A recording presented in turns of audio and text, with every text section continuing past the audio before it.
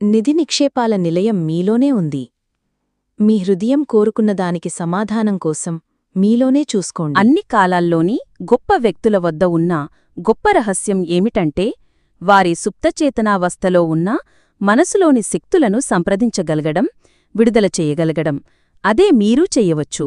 మీ సుప్తచేతన వద్ద అన్ని సమస్యలకు సమాధానం ఉంది.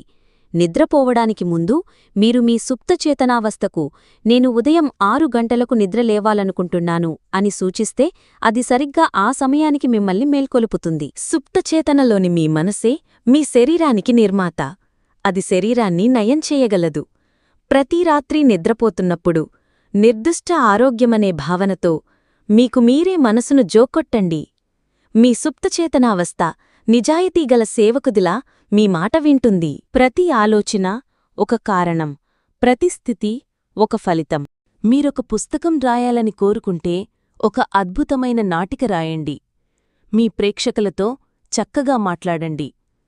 సుప్తచేతనావస్థలోని మీ మనసుకు మీ భావనను ప్రేమపూర్వకంగా, అనుభూతిపూర్వకంగా అందజేయండి. తదనుగుణంగానే అది ప్రతిస్పందిస్తుంది. మీరు ఓడను నడుపుతున్న కెప్టెన్ వంటివారు. అతను లేదా ఆమె సరైన ఉత్తర్వులు జారీ చెయ్యాలి లేదా ఓడ ఛిద్రమవుతుంది.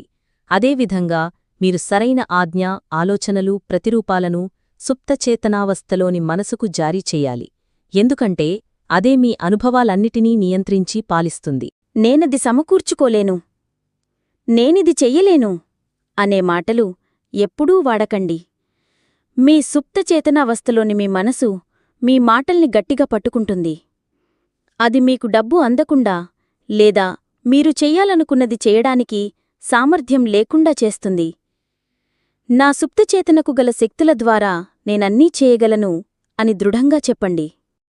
జీవిత నియమం అనేది నమ్మకానికి కూడా నియమం.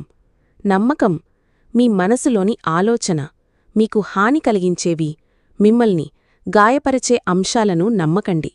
మిమ్మల్ని నయం చేసే, స్ఫూర్తి కలిగించే, బలపరిచే అభివృద్ధి పదం వైపు నడిపించే మీ సుప్తచేతనా శక్తిని నమ్మండి.